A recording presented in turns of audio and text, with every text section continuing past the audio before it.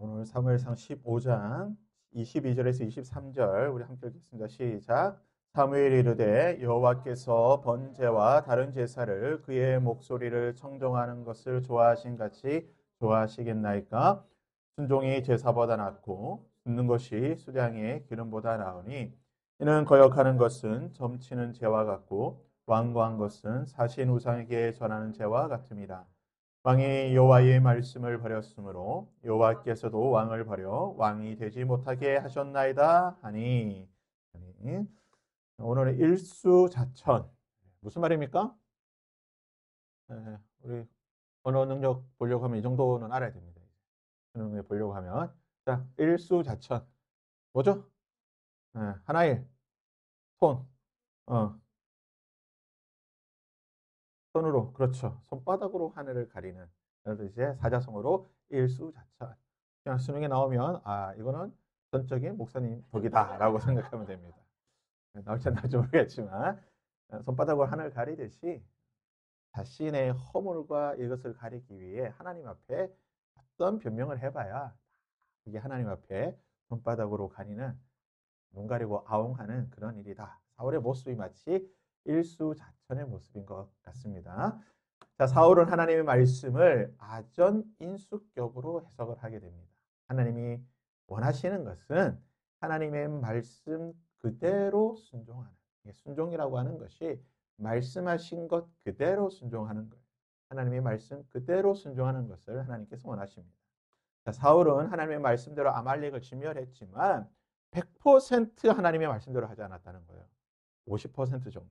그러니까 하나님의 말씀대로 하긴 했지만 내 뜻과 내 생각과 내 계획을 더해서 오히려 그것을 더 중요하게 생각해서 내 생각, 내 계획, 내 뜻에 뭐를 맞춘 거예요? 하나님의 뜻을 맞추어서 했다는 거예요.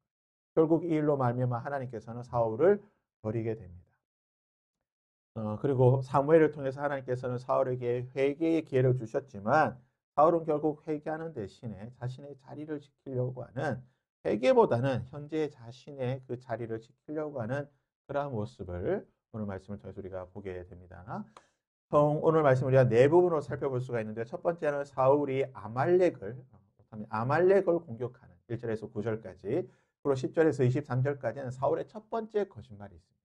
그리고 24절에서 31절까지는 두 번째 사울의 거짓말이 있고 이 두 번째 거짓말로 말미암아 32절에서 35절까지 보면 사무엘과 사울이 갈라서게 되는 결별하는 모습이 나오게 됩니다. 자, 우리 잠깐 보시면 잠깐 퀴즈. 아말렉 왕의 이름이 오늘 말씀에 나와요. 아말렉 왕 뭐라고 나오는데 자, 아말렉 왕의 이름이 뭡니까? 1번은 세종, 2번은 감각, 3번은 아도왕, 4번 헤롯, 5번 일각, 6번 아말렉, 7번 시각, 8번 아각, 9번 양각, 10번 티각. 티각은 맛있죠. 자, 몇 번일까요? 저희는 여러분의 수준을 적당하게 높이고 적당하게 낮추어서 딱 중간값으로 맞춘 겁니다. 중간값으로 여러분의 수준을 봤기 때문에 자, 누구일까요? 8번 아각. 그렇죠. 8번의 아각입니다. 자, 아각을 맞췄으니까 아각, 사각 맛있는 돈가스를 나중에 드시고요. 자, 아각. 네. 아각의 뜻이 뭔가 나중에 또 살펴보겠지만 아각은 왕이란 뜻이에요. 왕. 그러니까 아말렉 왕 아각은 아말렉 왕이에요. 그러니까 아각의 정확한 이름은 몰라요. 정확한 이름 모르고 그냥 통치자의 이름이야. 마찬가지로 바로도 왕이란 통치자란 뜻이에요. 파라오. 애굽의 통치자를 바로라고 불렀던. 우리를 치면 뭐면 우리가 보통 우리나라 수도 서울이라고 하죠. 수도 서울. 수도나 서울이나 같은 말이에요. 같은 말인데 표현만 바뀌었을 뿐이지. 그러니까 아말렉 왕 아각. 나중에 구약에 보게 되는 무슨 왕 누구 다 똑같은 거예요. 그 왕의 이름이 곧 왕이란 뜻이에요. 그렇게 우리가 통칭해서 부르는 겁니다. 아각이라고 하는 사람입니다. 자, 아말렉과 개인 사람 말씀해 보면 1절에서 9절까지 보면 아말렉 사람과 개인 사람 이 두 그룹이 있는데 두 그룹이 전혀 다른 운명을 맞이하게 됩니다.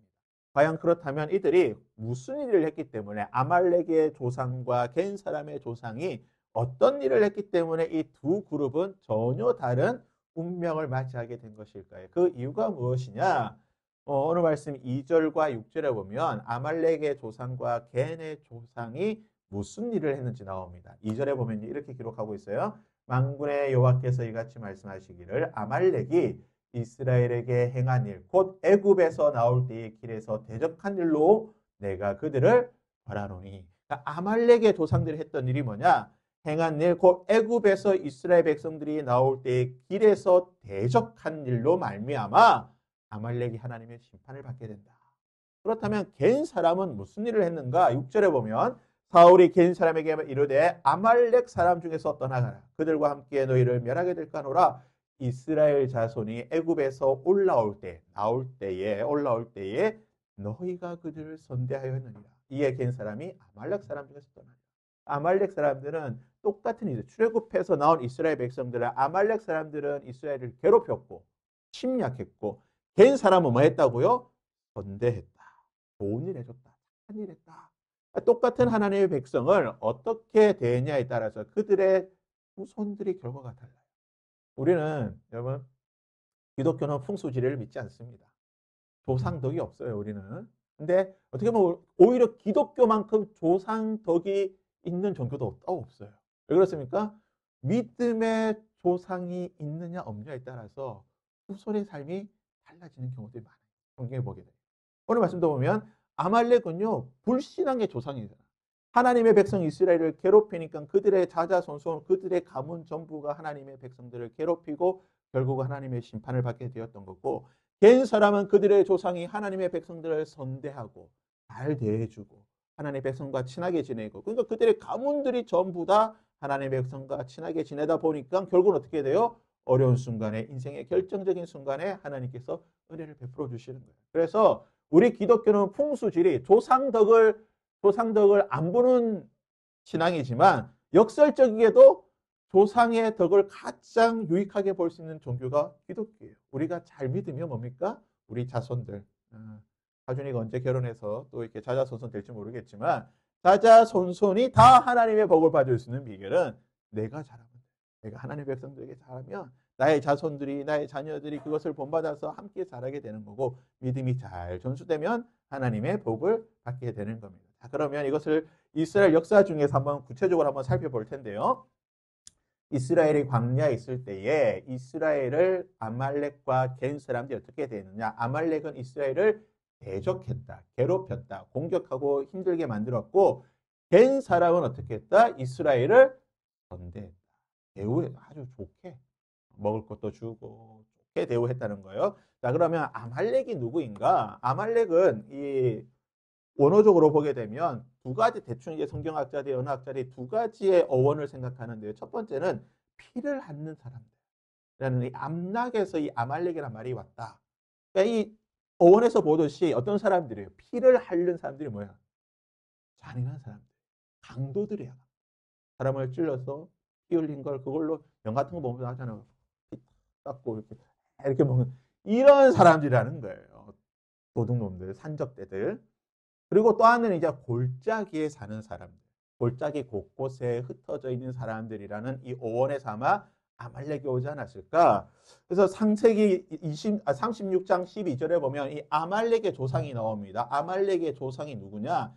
에서의 아들이었던 엘리바스라고 하는 사람이 있는데 이 엘리바스는 누구에게서 났냐? 헷 족속. 그러니까 가나안에 있는 헷 족속 이방 여인 엘론의 딸 아다라고 하는 사람과 에서가 결혼해서 낳은 사람이 아들이 누구냐? 엘리바스예요. 이 엘리바스가 본부인이 아니고 첩을 드렸는데 첩이 딥나라고 하는 첩을 드리고 그 첩에게서 낳은 사람이 누구냐? 아말렉이에요. 그러니까 아말렉은 솔직히 말해서 조금 우리 편으로 치면 어떤 편이 적당할까요? 홍길동 같죠, 그렇죠? 홍길동 아버지를 아버지라 부르지 못하고 형을 형이라 부르지 못하는 이런 소자, 좀 나쁜, 안 좋은 그런 좀 계통의 그런 뿌리를 가지고 있는 사람입니다. 근데 창세기 14장에 보면 아브라함의 이야기가 나올 때 이미 아말렉이라고 하는 부족이 나와요. 창세기 14장에 보면 아말렉이라는 부족이 나와서 이 창세기 14장에 나오는 아말렉과 그러면 창세기 36장 에서에 나오는 그 아말렉의 시조라고 불리는 이 아말렉은 차이가 뭔가? 그래서 성경학자들이 과연 차이가 뭘까 생각했을 때에 아말렉을 보통 우리가 어떻게 생각하냐? 성경학자들은 아말렉을 특정 부족을 지칭하기도 해요. 그러니까 아말렉이란 우리를 한민족이라고는 한민족 또는 이런 특정한 부족을 지칭하기도 하지만 일반적으로 하나님을 대적하는 그런 여러 그룹들, 무리들을 통칭해서 그런 사람들을 아말렉이다라고 부르는 거예요. 구약 성경에 보면 이 아말렉이라는 표현이 나올 때 이것은 한 부족을 가리키기도 하지만 어떤 특정 부족을 어떤 족속, 민족을 가리키는 말이기도 하지만 때로는 하나님을 대적하는 하나님의 백성들을 대적하는 어떤 그런 모든 사람들을 일컬어서도 아말렉이라고 하는 표현을 쓰게 됩니다. 그래서 아말렉은 좀 이렇게 좀 광의적인 뜻과 협의적인 뜻으로 동시에 쓰이니까 그 성경의 문맥에 따라서 좀 잘 파악을 해야 돼요. 그러니까 창세기 14장에 나오는 아말렉은 하나님을 대적하는 전체적인 어떤 그런 사람을 지칭하는 거고 또 다른 성경에서는 어떤 그 특정 민족을 상징하는 경우가 있다. 그래서 문맥에 따라서 좀 파악을 할 필요가 있습니다. 그때 신명기 25장 18절에 보면 하나님께서 세계 여러 민족들 가운데 콕 찍어서 나는 이 사람 정말 이 민족 싫다라고 미워한다라고 하셨던 민족인데 그 민족이 누구냐? 아말렉. 물론 하나님께서 나는 야곱은 사랑하고 에서는 미워한다고 하셨지만 그래서 하나님께서 구속의 언약의 관점에서 하신 말씀이고 세계 여러 민족들 가운데 콕 집어서 나 이 민족 미워한다. 왜 미워하는가? 하나님께서 미워하신 내가 아말렉을 미워한다라고 하셨던 신명기 25장 18절에 보면 두 가지 이유 때문에 미워하신다. 첫 번째는 뭐냐? 이스라엘 백성들을 공격했는데 이 사람들이 말씀드렸잖아요. 그 피를 핥는 사람들 정말 잔인하고 좀 이런 사람들인데 보통 이런 사람들의 특징이 뭐냐면 강한 사람한테는 약하고 약한 사람한테 강한 거예요. 그러니까 이스라엘 백성들이 출애굽할 때에 이렇게 나올 때에 뒤에 있던 사람들 뒤에서 좀 나이가 있고 병들고 어린아이들이니까 앞에 못 가고 뒤쳐져서 나오는 연약한 소위 말하는 약자들을 이 아말렉이 공격을 했어요. 그러니까 이스라엘 건장한 군인들은 공격하면 자신들이 좀 질 것 같으니까 뒤에서 공격해도 때려도 전혀 어떻게 할 수 없는 약자들만 집요하게 괴롭혔어요. 하나님께서 정말 이 나쁜 놈이다. 나빠도 그냥 일반적으로 나쁜 게 아니라 정말 악질적으로 나쁜 거예요. 우리가 하나님께서 왜 이런 것들을 싫어하시는지 잘 봐요. 하나님께서 싫어하시는 건 뭐냐? 약자들을 괴롭히는 거예요. 사회적으로 소외되고 사회적으로 좀 돌봄이 필요한 자들에 대해서 그들을 괴롭히고 그들을 돌보지 않는 것에 대해서 하나님께서 너무나 싫어하세요. 구약의 성경에 보면 하나님께서 가장 싫어하는 것 중에 하나가 바로 이거예요. 위에 떨어진 약한 자, 사회적 약자들. 우리가 그들을 돌보지 못한다 할지라도 그들을 괴롭히고 그들을 압제하고 그들의 것을 빼앗는 것에 대해서 굉장히 하나님께서 싫어하십니다. 기독교가 많은 사회 사업을 하지만 종종 언론에 보면 기독교 단체 어떤 속한 목사님들 중에 그 부산이죠. 그 형제 뭐죠? 형제인가? 뭐 그죠? 거기 그 원장이 누굽니까? 교회 장로예요. 교회 장로가 그랬다는 거예요. 우리 사회에서도 굉장히 충격을 주었던 그 사건에 주동자가 누구였냐? 교회 장로들, 그 형제가 교회 장로, 교회 직분자. 하나님이 너무나 싫어하시는 거예요. 그냥 차라리 힘센 사람한테 가가지고 나쁜 놈한테 가서 독재자들한테 가서 당신 나쁩니다. 이거는 괜찮아. 그런데 정말 약한 사람들, 우리의 돌봄이 필요한 장애인들 또는 뭐 외국인 노동자들 이런 약자들한테 가가지고 괴롭히고 이들의 것을 빼앗는 거는 정말 하나님께서 싫어하세요. 왜냐? 하나님께서 나중에 뭐라고 말씀하시냐면 고아들이 기도하는 것을 내가 반드시 들어준다. 왜 들어주신다고 했냐? 그들은 부르짖을 사람이었기 때문에. 나 외에는 그들의 기도를 들어줄 사람이 없으니까 나는 과부들의 고아들의 기도를 반드시 들어줄 것이다. 하나님의 마음입니다. 우리가 이런 것을 잘 알면은 우리가 과연 어디에 좀 집중하고 우리가 무엇을 안 해야 될지를 구분할 수가 있어요. 우리가 사회생활이나 이런 걸 할 때, 우리가 다 안 해야 되겠지만 특별히 조심하고 안 해야 될 게 무엇인지를 좀 구별해야 되고 더 우리가 좀 마음을 쓰고 신경을 써야 돼. 소위 말하는 복 받으려고 하면 제가 자주 쓰는 편이죠. 여러분 하나님의 복을 받고 싶으면 뭘 해야 됩니까? 복 받을 짓을 해야 돼. 복 받을 짓을. 그래 하나님 복을 주시지. 아무것도 안 하는데 복 줍니까? 여러분 예수는 다 믿어요. 여러분 예수는 다 믿어. 다 예수 믿는데 그 믿는 사람 중에 누가 복을 받냐? 복 받을 짓을 하는 새 복 받는 거예요. 무엇을 해야 복 받느냐? 하나님이 좋아하시죠. 하나님이 마음에 두시는 자들을 기억하고 그들을 지켜볼 때에 하나님 복을 주시는 건데요. 두 번째 이들은 하나님을 두려워하지 않아요. 그러니까 이런 일을 해놓고도 하나님을 두려워하지 않는 거예요. 이스라엘 연약한 자를 괴롭혀놓고도 하나님을 두려워하지 않는 거예요.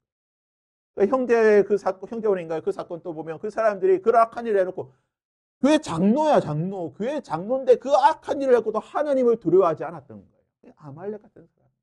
정말 하나님이 싫어하는 사람. 성경에 보니까 나중에 나오겠지만 하나님이 아말렉과 대대로 싸우리라. 내가 아말렉은 영원토록 아말렉과 싸우고 그들의 이름을 지상에서 없애버리겠다. 하나님이 가장 싫어하는 사람이 성경적으로 보면 아말렉입니다. 예수 안 믿는 사람이 아니에요. 아말렉 같은 사람을 하나님이 가장 싫어하시는 사람입니다. 이스라엘과의 관계를 보게 되면 출애굽기 17장에 출애굽한 이스라엘 백성들이 르비딤에 있을 때에 목말라서 하나님께서 르비딤에서 물을 주실 때에 그곳에서 목을 마시고 쉬면서 군대를 안 가서 모르겠지만 나중에 군대 가고 하면은 사회생활 할 때 좋은 거 있으면 누가 먼저 먹습니까? 힘 있는 사람이 먼저 먹어요. 군대에서도 뭘 좋은 거 힘 있는 사람 먹고 짬밥 제일 안 되는 이등병 이런 나중에 먹어야 돼. 그러니까 지금 르비딤에서 목말라서 다 못 말했는데 물을 누가 먼저 먹었을까요? 힘 있는 사람이 다 먼저 먹는 거야. 나중에 이제 힘 없는 사람들이 르비딤에서 이제 나는 언제 물 먹나 기다리고 있는데 이때 지금 와가지고 그 고통 속에 있는 이스라엘 백성들을 이 아말렉 사람들이 공격하는 거야. 이 사건을 통해 가지고 모세가 손을 들면 이스라엘이 이기고 손을 내리면 이스라엘이 지게 되는 이 기적을 경험하게 되고 이 성경의 이 사건을 통해서 여호와 니시 하나님의 승리, 하나님의 깃발, 하나님이 우리에게 승리를 주신다. 여호와께서 대대로 나는 아말렉과 싸우겠다라고 하는 말씀을 이때 하시게 됩니다. 하나님이 아말렉을 얼마나 싫어하시는가. 민수기 14장에 보면 이스라엘 백성들이 이 정탐꾼의 보고를 듣고 나는데 우리는 가나안에 못 가겠어. 가나안에 이렇게 사람들이 많은데 우리 어떻게 가? 거부했을 때 하나님께서 그래 그러면 나도 너희와 함께 안 가겠다. 나도 너희와 함께 하지 않겠다고 말씀하니까 이스라엘 백성들이 하나님 어떻게 그럴 수 있습니까? 아니 우리가 하나님과 함께 하겠습니다. 우리가 마음을 돌이키고 가겠습니다. 너 가지마 안 돼요. 나도 너희 함께 하지 않을 거야. 하나님께서 말씀하시는데 억지로 이스라엘 백성들이 하나님의 명령을 어기고 가나안에 들어가려고 했을 때에 하나님께서 이스라엘 백성들을 전쟁에서 패하게 하세요. 지게 만드는데 그때 진 사람들이 누구냐? 아말렉한테 지게 됩니다. 그러니까 이때 아말렉은 아마 하나님을 대적하고 있던 게 아말렉이 어떤 한 지역에만 있던 게 아니라 그냥 곳곳에 다 있었던 것 같아요. 이렇게 가나안 여러 지역에 분포해 있으면서 이들에게 전쟁에서 지게 하는 것을 보게 됩니다. 다사 시대도 보게 되면 예후시나 기드온이나 압돈이 아말렉과 계속해서 싸우게 되는 거예요. 그러니까 아까 봤던 출애굽기 17장부터 시작해가지고 계속해서 출애굽기 시대, 가나안 시대, 그리고 사사 시대, 그리고 오늘 말씀에 나오는 사울 시대, 그리고 사울 다음에 다윗이 또 사무엘상 27장, 30장에서 아말렉을 또 공격하게 돼요. 그리고 이후에 분열 왕국 시대는 히스기야 시대에도 남아있던 아말렉을 히스기야가 멸족시킵니다. 역대상 4장에 보면 나오고요. 마지막으로 에스더 7장에 보면 아말렉의 후손인 하만이 남아있을 때에 하만이 이스라엘 민족들을 다 자신의 조상들 우리가 괴롭혔지. 우리 조상들 괴롭혔지. 나는 이제 힘이 있으니까 이스라엘 다 죽이겠다 했을 때에 하나님께서 에스더를 통해서 이스라엘을 지켜주시고 누구를 없앱니까? 하만을 없앰으로 말미암아 이 에스더 7장을 통해서 인류 역사 가운데 이 아말렉이라고 하는 것을 하나님께서 지워버리시. 마지막 남아있던 이 악의 뿌리를 없애게 되는 것을 보게 됩니다. 또 대표적인 게 이제 아까 르비딤에서 모세가 손을 들고 기도했던 이 사건을 통해서 아말렉과 내가 싸우리라고 말씀하셨고 에스더의 사건을 통하여서 아말렉의 모든 남아있는 것까지 하나님께서 다 없애버리시는 이 사건. 시작과 끝에 이 사건이 구약에서 보게 되는 이스라엘과 아말렉의 사건이에요. 겐 사람이 누군가? 겐 사람의 어원은 대장장이라는 뜻이에요.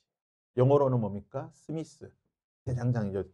대장장이가 굉장히 이제 기술적이죠. 이 당시에 대장장이라고 해서 굉장히 기술적인데 성경에 보면 창세기 4장이나 민수기 24장에 보면 아마 이 겐 사람, 대장장이 후손이라고 불리는 이 겐 사람의 조상이 누구냐? 가인의 후손인 두발 가인이라고 하는 가인의 후손이 성경에 보면 모든 대장장이의 시초다라고 성경 기록하고 있어요. 그리고 민수기 24장에서도 이들의 후손이 겐 사람이었다. 그래서 나중에 발람이 겐 사람을 바라보면서 이스라엘 가운데 있던 겐 사람, 겐 족속, 겐 민족을 바라보면서 축복을 할 때에 바로 이 말씀을 하게 되는 가인의 후손인 겐 사람들이요. 하나님께서 너희들 어떻게 축복하신다라고 축복하는 장면이 나오게 됩니다. 그래서 겐 사람은 가인의 후손이고 쉽게 말하면 뭡니까? 이방 민족. 하나님의 부르심을 받은 사람이 아닌 이방 민족인데 놀라운 사실은 모세의 장인이었던 이드로가 누구냐? 겐 족속. 이방 민족이에요. 이 이방 민족임에도 불구하고 하나님을 알고 하나님의 은혜를 사모했기 때문에 어떻게 됩니까? 하나님의 민족, 하나님의 백성으로 들어오게 돼 언약 백성이 되게 되고 결국은 하나님의 복과 하나님의 축복을 누리게 되는 것을 보게 됩니다. 이스라엘과 관계를 보게 되면 출애굽 당시에 이스라엘 백성들과 함께 같이 나오게 됩니다. 그러니까 아마 애굽에서 같이 있었던 것 같아요. 애굽에서 수많은 잡족들, 여러 민족들이 같이 나올 때에 이스라엘과 겐 족속이 같이 나오게 되고 사사시대를 보게 되면 가나안의 왕이었던 야빈의 군대 장관 시스라를 드보라가 이제 이 전쟁을 하게 될 때에 이 군대 장관 시스라를 죽이는데 누가 죽이게 되냐? 헤벨의 아내였던 야엘이라고 하는 여인이 이 뭐죠? 못 같은 걸로 이렇게 머리에 잔인하긴 한데 이렇게 해서 죽입니다. 근데 이 야엘이 누구냐? 겐 사람.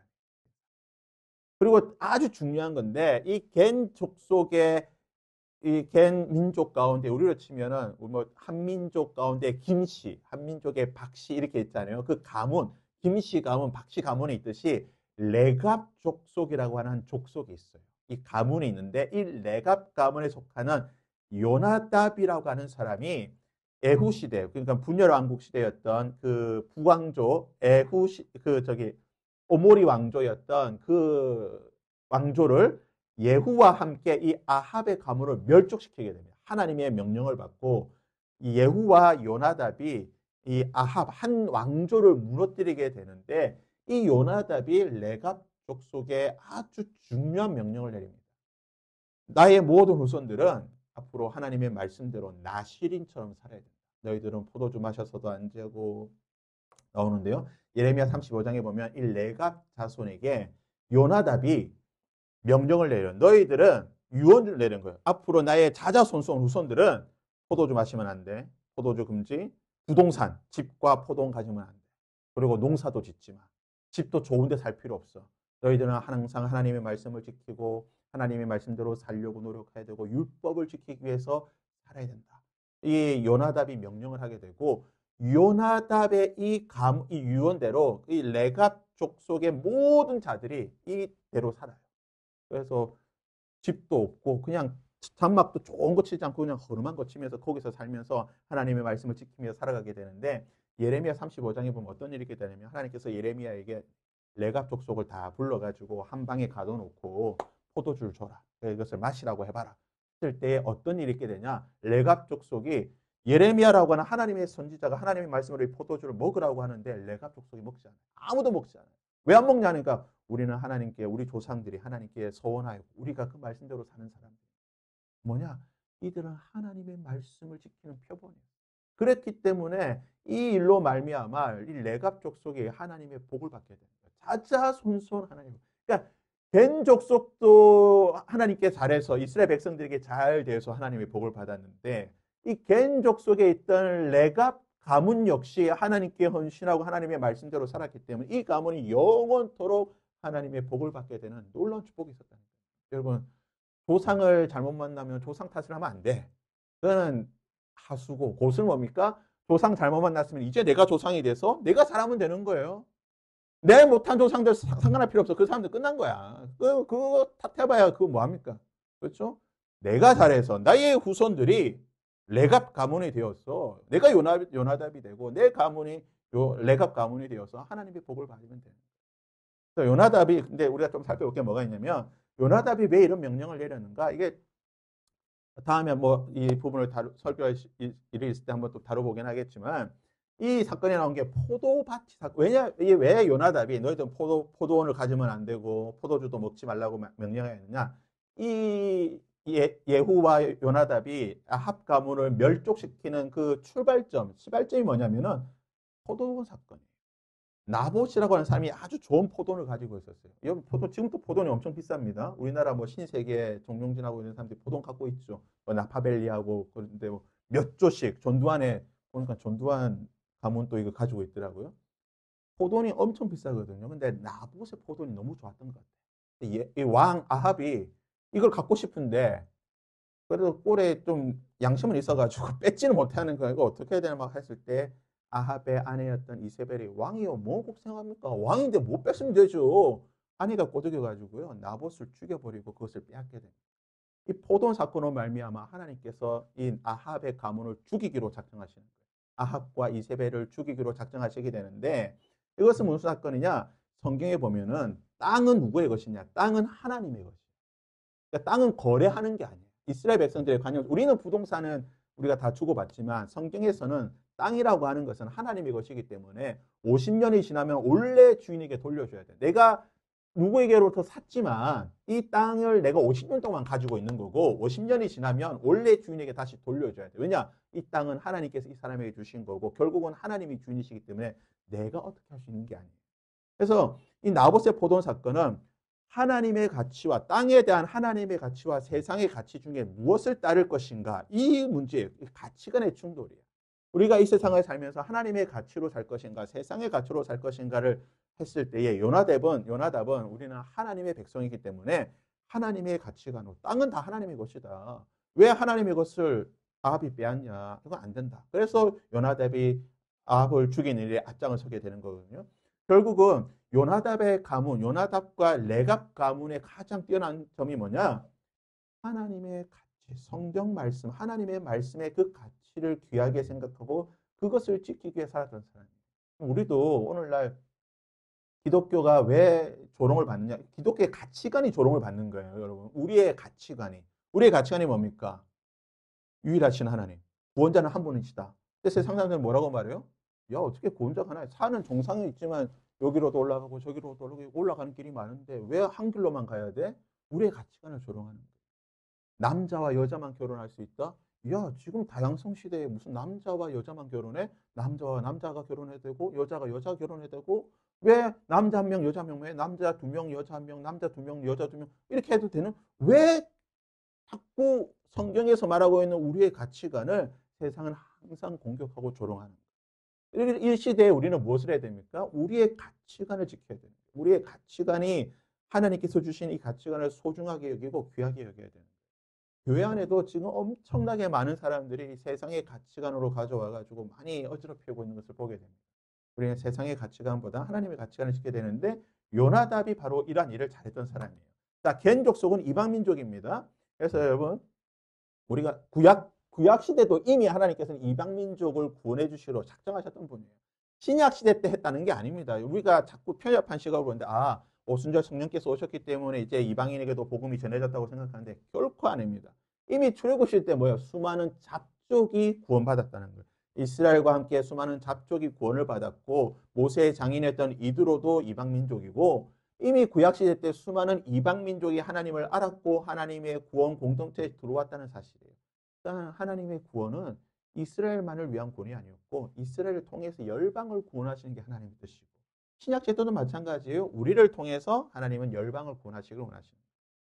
거룩한 하나님의 택하신 족속 왕같은 제사장인 우리를 통해서 열방을 구원하시는 게 하나님의 뜻이라는 사실을 기억해야 됩니다. 그래서 우리는 무엇이 중요하냐? 여러분 다시 말하지만 혈통 뿌리가 중요한 게 아니고 우리 조상 뭐 지금 필요 없습니다. 그렇죠? 지금 뭐 우리가 하나님을 섬기다고 있다고 한다면 우리를 통해서 우리의 자녀, 우리의 가문이 하나님의 귀한 은혜와 복 가운데 올 줄 믿습니다. 이제 긴 사람이 아까 모습 봤던 야엘 이렇게 이거 그림 이거 모자이크 처리를 해야 되는데 이건 이제 레갑 족속이 예레미야가 레갑 족속을 불러놓고 했던 일을 보게 됩니다. 자, 좀 빨리 가겠습니다. 사울은 사무엘에게 어떤 거짓말을 하겠는데요? 두 가지 거짓말을 하게 되는데요. 15절과 21절에 보면 사울이 이르되 그것은 무리가 아말렉 사람에게 끌어온 것인데 백성이 당신의 하나님 여호와께 제사하려 하여 양들과 소들 중에서 가장 좋은 것을 남기며 그것 외에는 우리가 진멸하였나이다. 사울의 첫 번째 거짓말이죠. 가장 좋은 것 남겨놓고 쓸데없는 거 다 죽였다. 두 번째는 뭡니까? 다만 백성이 그 마땅히 멸할 것 중에서 가장 좋은 곳으로 길갈에서 당신의 하나님 여호와께 제사하려고 양과 소를 끌어왔나이다. 그러니까 첫 번째는 우리가 좋은 거 좀 남겨놨는데 이거 하나님께 제사하려고 남겨놨다고 이렇게 거짓말하고, 두 번째 또 뭡니까? 진짜로 우리가 하나님 앞에 백성이, 난 진짜 하나님께 좋은 걸려고 했는데 백성이 그렇게 한 거야. 나는 정말 하나님께 좋은 곳으로 드리고 싶은데 백성이 좀 이렇게 해서 그러면 나는 아닙니다. 그 자신의 잘못을 누구에게 넘기는 거예요? 백성에게 넘기는. 정말 리더로서 나쁜 사람이죠. 지가 잘못해놓고 나는 아무 잘못 없습니다. 저 사람이 잘못했어요. 누굽니까? 마치 지금 우리나라 누구처럼 그렇죠? 나는 잘못 없어요. 얘가 잘못했어요. 이런 리더로서 안 되는 이런 모습을 보여주게 되는 거죠. 자, 여기서 보면 이제 진멸이라는 게 나옵니다. 계속해서 15장에 보면은 하나님께서 진멸해라. 아말렉의 모든 것을 진멸해라. 라고 나오는데, 사울이 했던 가장 첫 번째 추수가 뭐냐면 이 하나님께서 진멸하라고 하는 이 말씀을 지키지 않아요. 진멸은 뭐냐? 오늘 말씀에 나오는 것처럼 모든 소유를 남기지 말고 진멸하되 뭐라고요? 남녀와 소아와 젖먹는 아이와 우양과 낙타와 나귀를 다 죽이라. 끔찍하죠? 다 죽이는 겁니다. 아말렉의 남녀, 성인 남녀도 하고, 성인 남녀뿐만 아니라 소아, 아이와 젖먹는 아이까지 모든 것을 다 죽여라. 사람만 죽이는 게 아니라 뭐까지 죽여라? 소와 양과 낙타와 나귀와 짐승까지 다 죽여라. 이게 진멸이에요. 진멸은 말 그대로 모든 것을 다 죽이는 거예요. 이것을 하지 않았던 겁니다. 사울의 거짓말을 보게 되면 첫 번째, 하나님께서 명령하신 거 나는 그대로 했습니다. 근데 나중에 또 뭐라고 말합니까? 백성이 하나님께 제사하려고 좋은 것을 남겨놨어요. 세 번째는 나는 하나님의 말씀대로 하려고 그랬는데 아니 백성이 안 지켰다니까요. 거짓말이 어떻게 점점 발달하게 되죠. 하나의 거짓말을 속이기 위해 또 다른 거짓말을 하게 되고 또 다른 거짓말, 또 다른 계속해서 거짓말이 처음에는 조금 요만했다고 하면 두 번째는 좀 커졌다가 뒤에는 결국은 감당할 수 없을 만큼의 거짓말을 사울이 하게 되는 것을 보게 됩니다. 이방 민족에 대한 진멸 명령. 진멸이라고 하는 게 아주 중요한 개념인데 히브리어로 진멸이 이제 헤렘이라고 해요. 헤렘. 이 진멸의 뜻이 두 가지예요. 말 그대로 파괴하다, 학살하다, 없애버리라는 뜻도 있지만 정반대 뜻이 있어요. 뭐냐면 선물이라는 뜻이 있어요. 그러니까 진멸이라고 하는 것은 말 그대로 모든 것을 없애는 것도 진멸이지만 그 가운데 남겨두고 선물로 주는 것도 이 헤렘, 이 진멸이라는 단어를 쓰게 됩니다. 때 하나님께서 이스라엘 백성들에게 너희들은 가나안 갔을 때에 가나안에 전쟁할 때 뭐라고 하냐? 진멸 전쟁이에요. 가나안에 들어가면 모든 거 다 죽여라. 남녀노소 어린아이 젖먹이 구분 없이 호흡 있는 모든 것도 다 죽여버리고 집도 다 무너뜨리고 풀도 다 베어버리고 나무도 다 하여튼 그냥 가나안을 초토화시켜버려라 라고 하나님께서 말씀하십니다. 왜 그러냐? 일단은 고대 근동의 그 당시에 옛날 3,000년, 4,000년 이 시대에 고대 근동의 전쟁이 무슨 전쟁이냐? 진멸 전쟁. 그 당시에 전쟁의 개념이 뭐냐면 전쟁하면 일단 가서 다 죽이는 거예요. 죽이고 다 없애버리는 게 그 당시의 기본적인 전쟁의 개념이었어요. 근데 하나님께서 왜 그렇다면 이스라엘 백성들에게 진멸하라고 말씀하셨냐? 성경을 보게 되면 하나님께서는 이스라엘 백성들을 지키시기 위해, 왜냐하면 이스라엘 백성들이 가나안에 들어가면 반드시 가나안의 문화를 배우기 때문에, 그 가나안에서 살기 위해서 가나안의 문화를 배울 수밖에 없기 때문에 그 이스라엘 백성들이 우상 숭배의 문화를 배우지 못하도록 하나님께서 이스라엘을 지키시고 보호하시기 위해 진멸하라고 말씀하셨어요. 두 번째는 뭐냐면 하나님께서는 이미 430년 동안 기회를 주셨어요. 가나안 사람들에게 너희들 회개하고 돌이키라고 기회를 주셨는데 가나안이 430년 동안 회개하지 않아요. 이스라엘이 430년 고난받는 기간 동안 가나안은 하나님께 돌아오고 하나님께 회개하고 돌아오는 기회를 주셨지만 그것을 거절했고 결국은 하나님은 이스라엘을 통해서 가나안을 심판하시게 되는 거예요. 그러니까 가나안의 진멸 전쟁은 하나님이 가나안에 행한 심판의 전쟁이라고 볼 수 있고, 세 번째는 뭐냐? 모든 생명과 주권은 하나님의 뜻이에요. 하나님께서 진멸하라고 말씀하셨지만 때로는 하나님께서는 살려주라고 말씀하시는 경우도 있어요. 그러니까 하나님께서 말씀하신 대로 하면 되는 거예요. 하나님께서 죽이라고 하면 죽이는 거고 하나님께서 그만 살려도 하면 살리면 되는 거예요. 우리가 하는 거는 내 가치로 판단하는 게 하나님 이거 죽이기 아까운데 이거 왜 죽여야 됩니까? 이렇게 생각하지 말라는 거예요. 하나님이 하라고 하면 일단 해야 돼요. 내 생각과 내 가치와 내 판단에 안 맞더라도 하나님이 일단 하라고 하면 하는 게 하나님의 뜻에 순종하는 거예요. 나도 하나님이 나중에 하지마 하라면 그때 안 하면 되는 거예요. 내가 괜히 하나님의 입장에 서가지고 이거 지금 아닌데요? 아닌 것 같은데 안 하면 안 된다는 거예요. 하나님께서 지금 진멸하라고 하면 진멸하면 되는 거예요. 하나님께서 나중에 그래 이제 이만 충분하니까 나머지는 좀 그만하고 살려도 그러면 그때 살려주면 되는 거예요. 지금 진멸하라고 하면 진멸하는 거예요. 왜냐? 전쟁과 모든 것은 하나님의 주권에 속했고 하나님의 뜻이기 때문에 우리는 그렇게 하면 되는 것입니다. 그래서 가나안 진멸 전쟁은 오늘날 많은 이제 뭐 십자군 전쟁이라든지 또는 지금 뭐 트럼프가 이야기하고 있듯이 뭐 어떤 이스라엘 전쟁이 이런 진멸 전쟁이나 가나안 전쟁이냐 성전이냐 이렇게 하지만 오늘날 뭐 이런 뭐 진멸 전쟁, 성전 또 뭐 십자군 이런 것은 없습니다. 우리 지금 성경 시대가 아니기 때문에 하나님께서 오히려 전쟁보다는 심판과 전쟁을 통한 심판보다는 회개하고 돌이키기를 원하시는 거예요. 그래서 우리가 기도했지만 이 우크라이나 전쟁을 통해서 어떻게 보면 지금 북한의 수많은 병사들 뭐 10,000명이 넘는 병사들이 파병 받았다고 하냐 더 파병될 거라고 하는데 어떻게 보면 이 기회가 이걸 통해서 그들이 북한 병사들에게는 어떻게 보면 회개의 기회가 될 수도 있는 거고 하나님을 만날 수 있는 기회가 되는 거예요. 그래서 우리는 이걸 위해서 기도해야 되는 거예요. 비록 전쟁이 정말 끔찍한 공포긴 하지만 이걸 통해서 하나님께서 또 다른 역사를 이루어 가시기 때문에 이것을 기대하고 살아갈 필요는 있습니다. 사울이 수행한 진멸 전쟁은요. 백성은 죽였지만 누군 살립니까? 아강은 살리는 거예요. 그러니까 하나님 말씀대로 하지 않아요. 하나님 말씀대로 그냥 하면 돼. 다 죽이라고 하면 다 죽이면 되는데 자기가 보기에는 그냥 백성은 다 죽이고 지도자, 귀족들은 살려둔 거예요. 왕은 살려도 왕족은 살려도 왜냐? 얘들이 있던 가진 것들 자기가 가져야 되니까. 왕이 가지고 있던 물건들 자기가 가지려고 좋은 것은 남기고 가치 없고 하찮은 것은 다 죽여버리고 나중에 뭘 합니까? 자신의 이름을 위해 기념비를 세우는 거예요. 기념비는 누구를 위해서 세우냐? 하나님을 위해서 세우는 거예요. 하나님께서 기념비를 세우라고 하셨지 사울은 뭡니까? 자신을 위해서 기념비를 세워요. 정말 놀라운 사실은 뭐냐면 14장에 우리가 지난주에 봤지만 이때서야 사울이 하나님께 제단을 세웁니다. 사울이 왕이 되고 난 뒤에 한 번도 하나님 위해서 제단을 세우지 않았어요.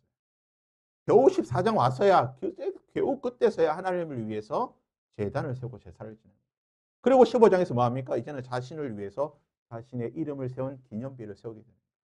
그러니까 사울이 어떻게 보면 그 시작은 하나님께서 참 좋게 하나님께서 선택하셨지만 자신의 욕심과 죄로 말미암아 이 모든 것을 다 잃어버렸던 그런 사람이라고 볼 수가 있습니다. 자, 이런 이게 기념비죠. 우리나라에도 유명한 기념비가 있습니다. 광개토 대항비. 이게 이제 기념비죠. 이런 전쟁하고 나면 왕들이 다 기록을 합니다. 아, 이 전쟁에서 내가 어떻게 했고 우리가 어디 차지했고 이런 기념비들이 다 남아 있는데 사울이 이런 걸 하려고 했다는 거예요. 자신의 이름을 세우기 위해. 자신의 이름을 높이기 위해서 이런 일을 했다는 거죠. 하나님이 원하시는 게 뭡니까? 핑계보다는 자신의 잘못을 인정하는 거예요. 그러니까 사무엘이 왔을 때 당신 왜 그럽니까? 했을 때 하나님 잘못했습니다. 용서해 주십시오 하면 아마 하나님께서 사울을 용서해 주셨을 거예요. 근데 사울이 뭡니까? 끝까지 내 잘못을 인정하지 않잖아요. 나는 하려고 했는데 백성이 제가 그랬다니까요. 나는 하고 싶었어요. 제가 그랬어요. 자꾸 인정하지 않고 미루는 거예요. 하나님은 하나님의 말씀을 듣고 순종하고 청종하고 겸손한 것으로 나십니다. 하나님께서 무언가를 우리에게 말씀하실 때 제일 중요한 건 뭡니까? 듣는 때 인정해야 돼요. 하나님이 맞다면 하나님이 맞는 거야. 내가 맞는 게 아닙니다. 하나님이 맞는 거라고 하면 하나님이 맞는 거예요. 그 하나님의 말씀에 순종할 필요가 있습니다. 자, 3번 빨리 보겠습니다. 더 빨리. 자, 사울은 왜 하나님께 여호와께 경배, 제사를 하게 되는데요. 30절에 보면 사울이 그때 내가 범죄하였을지라도 이제 정없나니 내 백성의 장로들과 앞에서 나를 높여 주시옵소서. 자, 사울은 왜 하나님 앞에 제사를 지내려고 했는가? 제사 지내려고 했던 이유가 무엇이냐? 내 백성의 장로들 앞과 이스라엘 백성들 앞에서 나를 높여달라. 이 제사를 통해서 내가 여전히 뭐라고요? 왕인 것을 보여달라. 이 제사를 통해서 내가 하나님을 높이는 사람, 예배자로 정말 내가 하나님을 예배하기 위해서 내가 회개 표시로 예배하는 게 아니라 내가 왕이다. 내가 왕이라고 하는 사실을 좀 다 볼 수 있도록 해달라. 백성들 앞에서 나를 높여달라는 거예요. 나의 리더십을 인정해달라는 거예요. 이것을 소위 말하는 이제 예배의 정치화입니다. 이게 참 위험해요. 그래서 저는 지난주인가요? 지난주 맞죠? 국가 조찬 기도회가 있었습니다. 국가 조찬 기도회. 저는 이걸 꼭 해야 되는가? 이게 올해로 56회 56회인가 그렇다고 하더라고요. 국가 조찬 기도회가 이제 대통령이랑 뭐 국회 우리나라 정부 인사들이나 리더들을 모시고 하는 건데 와서 여러분 윤석열 대통령 예수 안 믿습니다. 예수 믿는 사람 아니에요. 와가지고 뭐 기도한다고 앉아 있지만 하나님께서 이 사람의 기도를 들으실까요? 이런 걸 왜 하는지 모르겠어요. 가서 목사들이 그냥 자기가 뭐 나 대통령하고 뭐 사진 찍고 이런 거 드러내기 위해서. 물론 뭐 대통령이나 정치 지도자들을 모시고 우리가 우리의 의견을 이야기할 수 있겠지만 굳이 이런 뭐 가서 대통령한테 가가지고 이런 예배를 통해 가지고 이 시간에 대통령이 자기 하고 싶은 이야기를 기도를 통해 가지고 또는 이런 뭐 인사말을 통해 가지고 예배 시간에 왜 대통령이 인사말을 이건 있을 수 없는 일이에요. 이런 거는 솔직히 저는 뭐 미국이 이렇게 하니까 미국은 기독교 국가니까 좀 가능하겠지만 우리나라는 글쎄요. 이걸 꼭 해야 되는가 저는 그런 생각이 있습니다. 선거차만 되면 그러죠. 불러가지고 뭐 저기 이재명 불러서 막 인사시키고. 난 정말 이거 좀 싫어합니다. 근데 이런 거 좋아하는 사람들도 있어요. 왜 정치인 오면 불러서 인사 세우고 인사하라 그러고. 이런 예배의 주인이 누구신가? 예배의 주체가 누구신가? 예배의 목적이 무엇인가를 생각하면 저는 이런 거는 좀 안 해야 된다고 생각해요. 이 대통령도 누굽니까? 하나님 앞에는 대통령도 한 사람의 예배자예요. 그 사람이나 나나 똑같은 예배자야. 하나님 앞에서. 이제 대통령이라고 불러 세워가지고 앞에 인사시키고 왜 예배 시간을 하나님께 드리는 그 예배의 시간을 사적으로 개인적으로 써야 되는가? 이거는 굳이 우리가 목사의 어떤 양심이나 어떤 목회자로서의 자존심을 버리는 일이 아닌가? 저는 그렇게 생각을 합니다. 그래서 우리가 10월 27일 날 우리가 갔지만 저는 정말 이때 정말 마음에 들었어요. 정치인들 아무도 안 세웠잖아. 정치인들 아무도 안 세우고 200만이 모였지만 국회의원 한 명 안 부르고 오히려 모여서 정말 기도하고 찬양하고 정말 하나님을 예배하는 시간이었거든요. 저는 이런 게 필요하다고 생각해요. 한국 교회가 정말 다시 살아나기 위해서는 좀 이런 게 필요해요. 함께 모여서 정말 기도하고 예배하는 정치인들 표 받고 싶겠지. 와도 그래도 당신 그냥 예배 드리고 가라고. 오지 마 그냥 하라. 그런 좀 우리가 좀 자존심이 있어요. 우리가 하나님의 백성인데 좀 자존심이 있어야지. 그렇죠? 예배의 주체가 누굽니까? 하나님. 그 예배 대상도 하나님이시죠. 그래서 우리는 모든 예배를 통해서 하나님만 드러날 수 있도록 해야 되는 거예요. 그래서 사울을 보게 된 것을 우리가 한 가지 기억해야 되는 게 뭡니까? 죄의 뿌리는 뭡니까? 욕심입니다. 욕심이 잉태하여 뭐를 낳고요? 아, 뭐죠? 욕심이 잉태하여 죄를 낳고 죄가 장성하고 어떻게 됩니까? 사망에 이르는 거예요. 그러니까 모든 뿌리의 근원이 뭡니까? 욕심이에요. 욕심.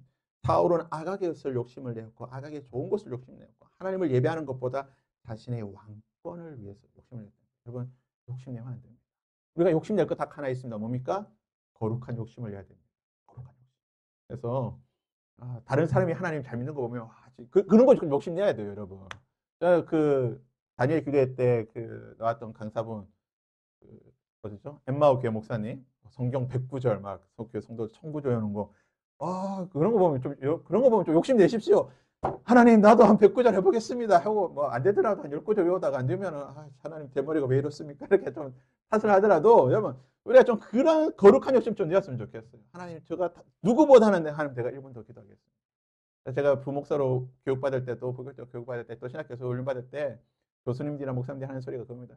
목사는 가장 새벽기도 때 먼저 오고 가장 나중에 나가야 된다. 졸더라도 성도보다 나중에 나가야 된다.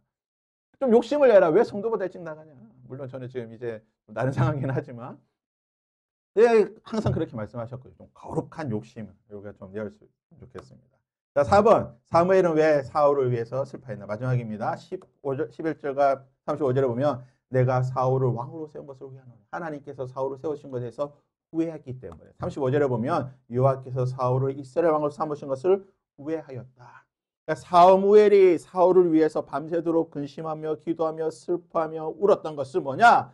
하나님께서 사울을 세우신 것을 후회했는데 사울을 버리신 것에 대해서 후회했는데 그래서 우리가 여기서 중요한 것, 정말 중요한 것이 하나 있는데 뭐냐면은 오늘 말씀 보니까 하나님께서 뭐라고요? 내가 사울을 왕으로 세운 것은 뭐 했다고 합니까? 후회했다. 성경에 보면 종종 하나님께서 내가 후회한다, 내 마음을 돌이킨다 이런 표현들이 나와요. 우리가 교리적으로 이야기할 때 하나님은 어떤 하나님이시라고 믿습니까? 오늘 말씀 29절에 나오죠. 이스라엘의 지도자는 거짓이나 변개함, 마음을 바꾸는 게 없어요. 체인지, 바꾸지 않는다. 그는 사람이 아니심으로 결코 변개, 체인지, 마음을 바꾸시는 분이 아니다라고 하는데 지금 뭐예요? 하나님이 후회했다고 하잖아요. 그러면 지금 앞에서는 하나님이 후회한다고 해놓고 29절에서는 하나님은 이스라엘의 지존자는 마음을 바꾸신 분이 아니다. 후회하는 분이 아니다라고 하면 이 말씀이 어떻게 되는 거예요? 상충이 되는 거죠. 앞에서는 후회했다고 해놓고 뒤에서는 하나님 후회한 분이 아닙니다. 이게 무슨 말일까? 여러분 이게 이제 소위 말하는 언어 유희예요. 언어 유희. 히브리어 원어를 보게 되면 참 재밌는 건 뭐냐면 여기서 나오는 후회한다라고 하는 이 단어하고 이 단어가 똑같은 단어야. 변개한다 하고 이 단어하고 그러니까 마음을 바꾼다, 후회한다 이 단어가 똑같은 단어를 쓰고 있어요. 이게 신학적 용어로 신인 동형론이라고 합니다. 안스로포모르피즘이라고 하는 우리가 알 수 없는 신의 모양, 신의 어떤 것들을 인간의 모습과 인간의 단어로 표현하는 거예요. 그러니까 하나님은 형체가 없지만 우리가 하나님의 눈, 코, 입에 있다고 생각하는 것처럼 우리 인간처럼 인간의 형상으로 하나님은 우리를 보신다. 눈을 가지고 우리를 보신다라고 이야기하고 하나님께서 말씀하신다고 하지만 성경은 하나님의 형체가 없는 분이라고 말씀하기 때문에 형체가 없는 그 하나님을 우리 인간의 단어, 인간의 여러 표현 수단으로 하나님을 표현하다 보니까 마치 우리 인간과도 같은 것으로 우리가 생각하는 경우가 있다는 거예요. 이것이 이제 주로 이제 그리스 신화라든지 또는 힌두 신화에 보면 이렇게 신들을 인간의 형상으로 다 표현하고 있잖아요. 그러니까 이런 똑같은 거예요. 근데 11절에 보면, 자, 11절 마지막 보시면 11절에 보면 이게 후회한다라는 뜻이 뭐냐면 니함이라는 뜻이에요. 니함. 니함이라는 단어인데 이 후회한다라는 이 니함이라는 단어의 기본적인 뜻이 뭐냐면 후회한다는 뜻도 있지만 슬퍼한다. 위로한다. 애도한다는 뜻이 있어요. 그러니까 지금 어느 말씀에 나오는 하나님께서 내가 사울을 왕으로 세운 것을 후회한다라고 한다는 것은 후회한다라고도 표현할 수 있지만 또 다르게 표현하면 뭐라고 표현할 수 있을까요? 슬퍼하는 거예요. 하나님. 슬퍼하시는 거예요. 마치 사무엘이 사울이 하나님을 떠났던 것을 바라보며 슬퍼했던 것처럼 이미 하나님께서 슬퍼하신 거예요. 나는 사울이 정말 좋은 왕으로 될 것을 그가 정말 신실한 왕으로서 이스라엘을 통치할 것으로 그를 세웠는데 그가 자신의 욕심으로 인해서 타락하고 범죄하는 것을 보고 하나님의 마음이 어떻다고요? 슬퍼하는. 내가 그 사람을 세운 것은 야 내가 왜 저런 애를 뽑았을까?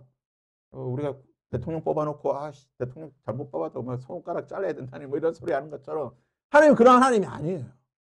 하나님은 후회하는 게 후회라고 하는 게 우리가 생각하시 내가 왜 걔를 뽑았지? 내가 그때 잘못 생각 이게 아니에요. 하나님이 슬퍼. 사울이 그렇게 된 것에 대해서 하나님께 너무나 슬퍼하신 거예요. 사울이 정말 내가 원하는 그러한 좋은 왕이 될 수 있는데 자신의 욕심을 이기지 못하고 욕심 가운데 빠져서 죄 가운데 빠져서 저렇게 실패하는 것을 보고 하나님이 슬퍼. 그 마음에 슬퍼.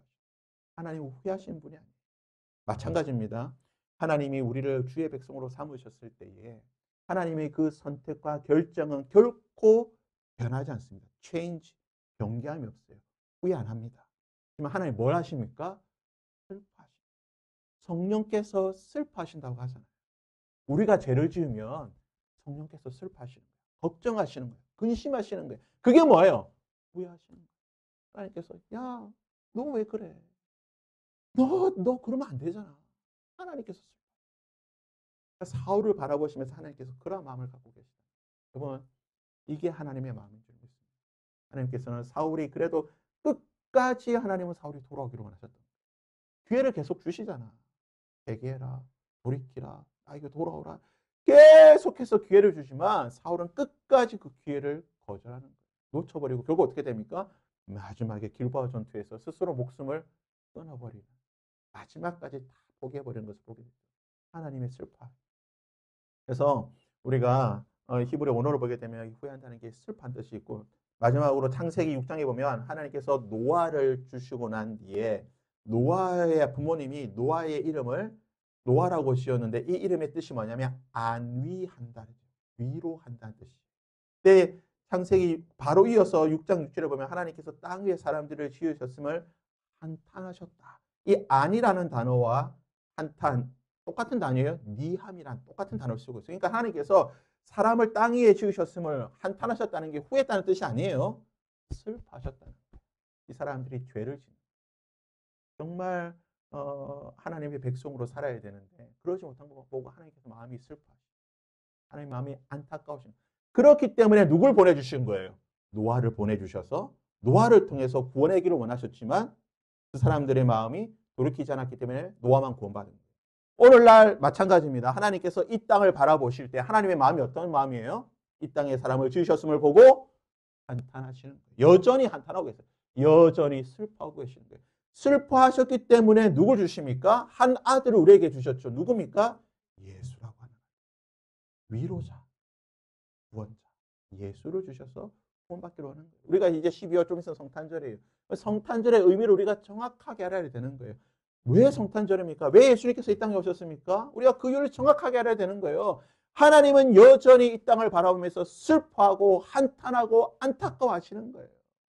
그렇기 때문에 누구를 주셨냐? 예수, 우리를 위로해 줄 수 있는 하나님의 위로, 하나님의 소망, 하나님에게 우리를 건져줄 수 있는 구원의 유일한 창조 대신 예수님을 주셔가지고 그를 통해서 뭐가 우리에게 임하도록 하나님의 위로가 있어요.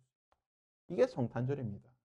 성탄절 그냥 우리가 성탄절 케이크 먹고 물론 우리가 하긴 하겠지만 성탄절 케이크 먹긴 하겠지만 우리가 신라 호텔에서 40만 원짜리 못 사더라도 베스킨에서 뭐 사긴 하겠지만 우리가 그렇게는 하겠지만 그것이 성탄절의 진짜 뜻은 아니에요. 성탄절은 이 땅을 바라보시면서 슬퍼하신 하나님 땅을 위로하시기 위해 예수님을 보내주셔서 우리를 위로해 주시는 우리의 위로자 예수님께서 오신 날. 이 하나님의 후회한다는 뜻을 우리가 좀 정확하게 알면은 하나님의 그 마음, 하나님의 그 사랑 그것이 조금 더 우리 가슴 속에 깊이 와닿을 좀 있습니다. 자, 말씀 마무리하겠습니다. 사울은 자신의 뜻에 맞추어서 하나님의 말씀을 아전인수격으로 일수자천 자신의 손으로 하나님의 뜻을 가렸긴 했지만 결국 하나님께 버림을 받게 되는 거예요. 욕심의 결국은 뭡니까? 죽음인 거예요. 그래서 우리는 욕심을 내더라도 좀 거룩한 욕심을 내고 하나님의 그 거룩한 욕심을 품고 살아가서 하나님의 큰 위로와 은혜를 받을 수 있기를 바랍니다.